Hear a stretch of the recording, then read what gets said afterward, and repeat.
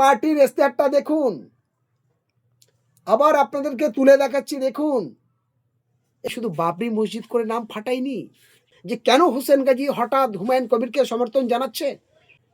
মাত্র দুদিন আগে অর্থাৎ 22শে ডিসেম্বর 2025 ভরতপুরের বিধায়ক, বাংলার জননেতা, মাননীয় শ্রদ্ধেয় ভাজন হুমায়ুন কবির সাহেব, তিনি একটা নতুন রাজনৈতিক দল তৈরি করেছেন এবং দলটি যথাযোগ্যভাবে সর্বস্তরের নারী পুরুষ ছেলে মেয়ে এবং সর্বস্তরের জাতি ধর্ম বর্ণ নির্বিশেষে মিলেমিশে একাকার লক্ষ লক্ষ মানুষ এবং সকলের সামনে প্রকাশ্যে দলের নামটি ঘোষণা করেছে।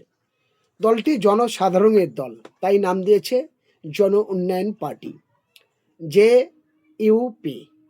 এবার এই কথাটি ঘুরিয়ে কিছু তোলামূল এবং বিজেমূলের নেতা সমর্থক কর্মীদের চুলকানি শুরু হয়ে গেছে। তারা এই কথাকে কাটিং করে কেউ বলছে বিজেপির দালাল, কেউ বলছে তৃণমূলের দালাল, কেউ বলছে এটা মমতা ব্যানার্জি প্ল্যান করে দিয়েছে, কেউ বলছে এটা বিজেপিরা প্ল্যান করে দিয়েছে। নামটা এমন হলো কেন? এই একটা অক্ষর বার দিলে তো বিজেপি হতো। দাদা ভাই, আপনাদের উদ্দেশ্যে বলি, আপনারা সবাই অবগত আছেন যে দীর্ঘ 20 বছর ধরে মমতা ব্যানার্জি বিজেপির সঙ্গে ঘর সংসার করেছে এবং কখন বিজেপি থেকে তৃণমূলে যাচ্ছে আর তৃণমূল থেকে বিজেপি আসছে এর কোনো সীমাবদ্ধতা নেই। এবং অনেক জায়গায় প্রোগ্রামে দেখা যাচ্ছে কখন নরেন্দ্র মোদী মমতা ব্যানার্জি এক জায়গায়, কখন দিলীপ ঘোষ মমতা ব্যানার্জি এক জায়গায়, কখন বিজেপি থেকে তৃণমূল, তৃণমূল থেকে বিজেপি, আবার তারা এক আবার আলাদা, এর কোনো সীমাবদ্ধতা নেই। এবং সবাই একসঙ্গে পরিকল্পিত করে বাংলায় খুন ধর্ষণ দুর্নীতি স্বজন পোষণকারী, তার কোনো ন্যায় ইনসাফ বিচারও সঠিক হচ্ছে না। এই জায়গায় দাঁড়িয়ে আপনাদের তো ভাবতে হবে দাদা, যে কেন হোসেন গাজী হঠাৎ হুমায়ুন কবিরকে সমর্থন জানাচ্ছে এবং এদের ভাবনাটা কি। ভাবনাটা হলো এই, আমি কোনো দলের নাম করছি না, শুধু দুটো রাজনৈতিক দল যারা গরিব মানুষের সাধারণ মানুষের আতঙ্কিত করে, তাদের সাধারণ মানুষের প্রতি বিশ্বাস এবং ভরসা নেই বলে একদিকে বিজেপি তারা ভোট চুরি করছে রণকৌশলে, আর একদিকে তৃণমূল কংগ্রেস বিরোধীদের দল মিটিং করতে দেয় না, ঝান্টা লাগাতে দেয় না, সাধারণ মানুষ তার গণতান্ত্রিক ভোট অধিকার ভোট দিতে দেয় না। কেন? ভোটের বাক্সেতে গিয়ে ইভিএন দেখা যাচ্ছে আতর লাগিয়ে দিচ্ছে, রং লাগিয়ে দিচ্ছে, পাড়ায় হুমকানি চমকানি। কেন এই জিনিস? ভারতবর্ষ স্বাধীন দেশের জনগণ স্বাধীন গণতান্ত্রিকভাবে সে তার অধিকার প্রয়োগ করতে পারে, তার মানে তাদের বিশ্বাস নেই, তাদের লক্ষ্য অর্থগদি ক্ষমতার লোভ। আপনাকে বলি, হুমায়ুন কবির মুহূর্তে মুহূর্তে তার মত চেঞ্জ করছে, এটা কিছু মানুষ অভিযোগ করছে। দেখুন, হুমায়ুন কবির তো পারতেন বিজেপি বা তৃণমূলে সারা জীবন থাকতে, কিন্তু তিনি বুঝেছেন এই দুটো দল মানুষের পরিকল্পিতভাবে আমাদের অর্থগদি ক্ষমতার নাম করে তারা অর্থগদি ক্ষমতা লুটে খাচ্ছে আর আমাদের মতো মানুষকে শেকল দিয়ে বেঁধে রাখছে। ফলে আমার বেরিয়ে গিয়ে মানুষের জন্য কিছু করতে হবে, তাই তিনি নতুন দল করেছেন এবং জনগণের সামনে ঘোষণা করেছেন। এইবার এরা কেন চুলকানি শুরু হয়ে গেছে? কারণ তাদের ভাবভঙ্গির সঙ্গে এদের মিলছে না। কারণ আপনি দেখেছেন বিজেপি এবং তৃণমূলে প্রেমের লীলা খেলা চলছে। পার্থ চট্টোপাধ্যায়, শোভনদেব থেকে শুরু করে বিজেপির সর্বস্তর নেতা এবং তৃণমূলের নেতাদের, তারা মহিলাদের নিয়ে আনন্দ ফুর্তি কাচ্ছে, বিভিন্নভাবে এনজয় করছে, অলঙ্গ ছবি, ল্যাংটা ছবি ইত্যাদি অনেক কিছু দিয়ে সিনেমা আর্টিস্ট এবং সমস্ত কিছু তারা তাদের সঙ্গে লিপ্ত। হুমায়ুন কবির বালিগঞ্জের প্রার্থীকে কেন ক্যান্সেল করলেন? তার এমন কিছু ছবি দেখা গেছে যেটা সাধারণ মানুষের কাছে বা সাধারণ তরুণ সমাজের কাছে সেটা সঠিক মনে হয়নি, তাই কিছু মানুষ অভিযোগ করেছেন এবং তিনি সঙ্গে সঙ্গে তার রিয়াকশন নিয়েছে। এটা তৃণমূল নয় যে যা অন্যায় করবে দলটাকে তাকে সাপোর্ট দিয়ে তাকে সামনে আনতে হবে, এটা বিজেপি নয় যে খুন করুক ধর্ষণ করুক আর যত খারাপ কিছু করুক তাকে সামনে আনতে হবে। হুমায়ুন কবির বীর সৈনিক এবং বাপের বেটা, জনগণের স্বার্থে জন উন্নয়ন পার্টি যেমন নাম দিয়েছে, সঙ্গে জনগণের স্বার্থে খারাপটা লেগেছে, লোকে বলেছে, সঙ্গে সঙ্গে সেটা বয়কট করেছে, এটা খারাপের কিছু নয়। এইবার আপনাদেরকে বলি, যে সমস্ত ভাইয়েরা বিভিন্ন ফেসবুক হোয়াটসঅ্যাপে বিভিন্ন গ্রুপে তারা আজে বাজে কথাগুলো পোস্ট করছে, দাদা আপনারা বলুন, নতুন রাজনৈতিক দল তৈরি করার সাথে সাথে তার পরিকল্পনাটা কি, তার ভাবনাটা কি, তিনি বাংলার মানুষের জন্য কি চায়, তার পরিকল্পনা কি সেটাকে জানতে হবে। সে মানুষের জন্য কি করতে চাইছে সেটা ভাবতে হবে। তিনি শুধু বাবরি মসজিদ করে নাম ফাটায়নি, তিনি বীর সৈনিক। বাবরি মসজিদের সাথে সাথে তার পরিকল্পনাটা কি একটু আপনাদের দেখাই। তার পরিকল্পনা নতুন দলের নতুন মত নতুন পথ নিয়ে জন উন্নয়ন পার্টির ইশতেহারটাকে পড়ুন, তাহলে নিশ্চয়ই বুঝতে পারবেন। জন উন্নয়ন পার্টির ইশতেহারটা দেখুন, আবার আপনাদেরকে তুলে দেখাচ্ছি, দেখুন, একটু ভালো করে গাইডলাইনটা পড়ুন, ভালো করে দেখুন। বাংলার হিন্দু, মুসলমান, দলিত, আদিবাসী, শিখ, ইসাই, খ্রিস্টান সকলের জন্য কি বলছেন, কি ভেবেছেন, কি করতে চান, আমি আপনাদেরকে পড়ে শোনাই। 1 নম্বরে লিখেছেন শিক্ষা, মানব সম্পদ উন্নয়ন। 1 নম্বরে সংখ্যালঘু, আদিবাসী, দলিত শিক্ষার্থীদের জন্য বিশেষ বৃত্তি প্রকল্প চালু হবে। 2, আদিবাসীর ও দলিত অধ্যুষিত এলাকায় নবোদয় মডেল স্কুল স্থাপন করা হবে। এবং 3 নম্বরে হোস্টেলের সুবিধা বৃদ্ধি, ছেলে এবং মেয়েরা পাবে আলাদা আলাদা করে। 4, স্কুল ডেভেলপমেন্ট হবে, হাব তৈরি হবে। 5, ডিজিটাল নার্সিং সেন্টারে ফ্রি ইন্টারনেটের সকলের সুযোগ পাবে। 6, জেলায় জেলায় মহিলা বিশ্ববিদ্যালয় স্থাপন করা হবে। 7, ছাত্রছাত্রীদের জন্য 15 লক্ষ টাকা এবং পর্যটকদের পর্যন্ত বিনা সুদে লোনের ব্যবস্থা থাকবে। 8, ব্লকে স্তরে আধুনিক স্বাস্থ্যকেন্দ্রের ডায়াগনস্টিক সেন্টার তৈরি হবে, যেখানে ভালো পরিষেবা পাবে। একটা এক্সো করার জন্য বিভিন্ন জায়গায় দৌড়ে ছুটতে হবে না, ডিজিটালভাবে সুন্দর করে তাদের রিপোর্ট তৈরি করা হবে। 10, মাতৃ ও শিশু স্বাস্থ্য প্রকল্পে গর্ভবতী নারীদের বিশেষ পুষ্টি সহযোগিতার সমস্ত রকম ব্যবস্থা করা হবে। 11, বিশেষ রোগ নির্ণয় ও প্রতিরোধ কর্মসূচি, ম্যালেরিয়া, অ্যানিমিয়া, বিবি সহ বিভিন্নভাবে তাদের সমস্ত রকম সুযোগ সুবিধার প্রকল্প চালু হবে। 10 লক্ষ টাকার স্বাস্থ্যসাথী 10 লক্ষ টাকার স্বাস্থ্যসাথী কার্ড দেওয়া হবে। 13 নম্বর, পরিযায়ী শ্রমিকদের জন্য জেলায় জেলায় হাসপাতাল তৈরি হবে, তাদের কর্মস্থানের জন্য বিশেষ ট্রেনিংয়ে কর্মস্থানের ব্যবস্থা হবে। 14, স্বনির্ভর গোষ্ঠী শক্তিশালীকরণের জন্য সহজ ঋণ সুবিধা দেওয়া হবে।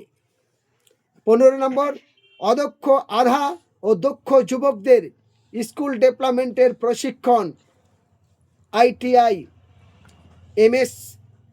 MSME, কৃষি, প্রযুক্তি, হস্তশিল্প সমস্ত রকম সুযোগ সুবিধা দেওয়া হবে।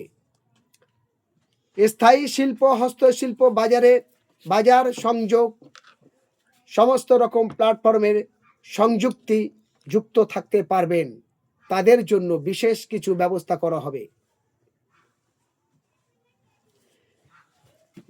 17, আদিবাসী ও দলিত উদ্যোক্তাদের জন্য স্ট্যান্ড আপ গ্রান্ট ফান্ড অর্থাৎ টাকার ব্যবস্থা করা থাকবে। 18, শিক্ষার শেষে যাতে চাকরি থেকে বঞ্চিত না হয় তার সমস্ত সুযোগ তৈরি করে দেওয়া হবে। 19, গ্র্যাজুয়েশন শেষেই চাকরি না পাওয়া পর্যন্ত ওই শিক্ষিত ছেলে এবং মেয়েদের জন্য প্রতি মাসে 2000 টাকা করে ভাতা দেওয়া হবে। এবং 20, মহিলাদের জন্য মাতৃভাণ্ডার মাসে 5000 টাকা করে প্রত্যেকটা মায়েদের জন্য দেওয়া হবে। 21, কন্যা শিশু জন্মগ্রহণ করলে এককালীন 1000 টাকা অনুদান দেওয়া হবে। এবং 22, বিশেষভাবে সক্ষমদের সম্মানিক 3000 টাকা দেওয়া হবে। ব্যবসায় উৎসাহিত দিতে 2 লক্ষ পর্যন্ত বিনা সুদে লোন 5 লক্ষ টাকা পর্যন্ত করে দেওয়া হবে। 24, সেচের আধুনিক ড্রিপ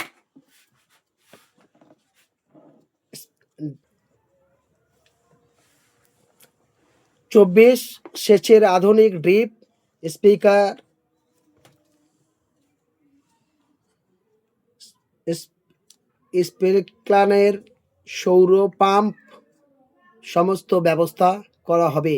কৃষকদের জন্য ফসল বীমা, ন্যায্য বাজারদের নিশ্চিন্তকরণের সুবিধা দেওয়া হবে। আদিবাসী অঞ্চলে মধু, বাঁশ, পাটজাত পণ্যের উৎপাদন সম্প্রসারণ যাতে সুরক্ষিতভাবে থাকে তার ব্যবস্থা করা হবে এবং জলাশয় সংস্কার, ধান, বিল পুনরুদ্ধার প্রকল্প তৈরি করে দেওয়া হবে। গ্রামীণ রাস্তাঘাট সংস্কারের নতুন রাস্তা, বহু নতুন প্রকল্পের নির্মাণ করা হবে। প্রতি বাড়িতে 2 বছরের মধ্যে নিরাপদ পরিশুদ্ধ পানীয় জলের ব্যবস্থা করে দেওয়া হবে। গ্রামে গ্রামে 24/7 বিদ্যুৎ সংযোগ, 200 ইউনিট পর্যন্ত ফ্রি ইলেকট্রিক প্রতি বাড়ি থেকে দেওয়া হবে। বাজার, হাট ও গুদামের উন্নয়ন বিকল্প ব্যবস্থা তৈরি করা হবে। বিভিন্ন সংখ্যালঘু, আদিবাসী, দলিত পরিবারদের জমি ও আবাস সহায়তা করা হবে। বৃদ্ধা, বিধবা, প্রতিবন্ধীদের জন্য বিশেষ ভাতা দেওয়া হবে। পুষ্টি সহায়তা কেন্দ্রে বিশেষ মুসলিম, দলিত, আদিবাসীদের গ্রামে সুবিধা করে দেওয়া হবে। আদিবাসী, দলিত সাংস্কৃতিক সংস্করণ ও সংখ্যালঘু উন্নয়ন কেন্দ্রে স্থাপন করা হবে। সংখ্যালঘু ধর্মীয় সামাজিক প্রতিষ্ঠানের উন্নয়নের বিশেষ অনুদান ও সংখ্যালঘুদের স্থান প্রাপ্য 100 প্রতিষ্ঠিত তৈরি করা হবে। কলকাতা সহ বিভিন্ন জেলার পর্যন্ত হোস্টেল ও মুসাফিরখানা তৈরি করা হবে। মহিলা ও শিশুদের জন্য দ্রুত প্রতিকার সেল তৈরি করা হবে। ভূমিহীন, আদিবাসী, দলিত, মুসলিম পরিবারের জন্য জমির পাট্টা দেওয়া হবে। বিচার সুলভ পরিষেবা গ্রামে গ্রামে পৌঁছে দেওয়া হবে। যেটা গ্রামের মানুষ অত্যাচার হয়, বারবার থানা পুলিশের কাছে দৌড়ায়, তার নিরাপয় কিছু হয় না, মাথার ঘাম পায়ে পড়ে, পায়ের চটি সোজা হয়ে যায়, তারপরে সে ন্যায় ইনসাফ বিচার পায় না। আমরা সেই জায়গায় সেল তৈরি করে গ্রামের সমস্যা গ্রামে বসে সমাধান করার জন্য সর্বস্তরের ভাবে ব্যবস্থা করে দেওয়া হবে। উত্তরবঙ্গে ও মধ্যবঙ্গের জন্য বিশেষ প্যাকেজ ঘোষণা করা হবে। রঘুনাথ মিশ্র কমিশনের রিপোর্ট মেনে মুসলমানদের জন্য কমপক্ষে 20% সংরক্ষণ ঘোষণা করা হবে।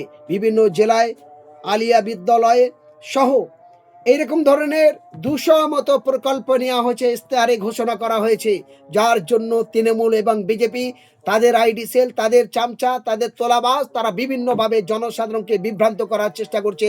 এই জায়গা দাঁড়িয়ে একটা কথা বলতে চাই, যারা বাংলার উন্নয়নকে করতে চায়, জনগণের উন্নয়ন চায়, বাংলার উন্নয়ন চায়, বাংলার হিন্দু, মুসলমান, দলিত, আদিবাসীর মিলন তৈরি করতে চায়, ভাব ভালোবাসার ভ্রাতৃত্ববোধ রক্ষা করতে চায়, তাদের বলবো ক্যান্সার থেকে ভয়ঙ্করী রোগ হলো হিংসা। আর এই হিংসা ছড়িয়ে বাংলার মানুষের গণতন্ত্রকে গলা টিপে হত্যা করছে, তার নাম বিজেপি, তার নাম তৃণমূল। এই বিজেপি আর তৃণমূলকে পরাস্ত করে সমস্ত মানুষ একজোট হন। আমরাও চাই বাংলায় যতগুলো ধর্মনিরপেক্ষ সোশ্যাল ওয়ার্কার আছে, সামাজিক সংগঠন আছে, গণসংগঠন আছে, মানবাধিকার সংগঠন আছে, ইভেন রাজনৈতিক দল আছে, আসুন সবাই এসে একসঙ্গে হাতে হাত মিলে, কাঁধে কাঁধ মিলে এই অত্যাচারী স্বজন পোষণকারী তৃণমূল এবং বিজেপিকে 2026-এ বিদায় করে বাংলার নতুন উদীয়মান সূর্যকে উজ্জ্বলের মতো নতুন করে সকলের খুশি খাসি হাসিতে বাংলা গোটা ভারতের পথ দেখাবে, সেই শপথ, সেই আশা নিয়ে আপনারা এগিয়ে আসুন। আমরাও আপনাদের সাথে হাত বাড়িয়ে দিতে রাজি আছি। ধন্যবাদ।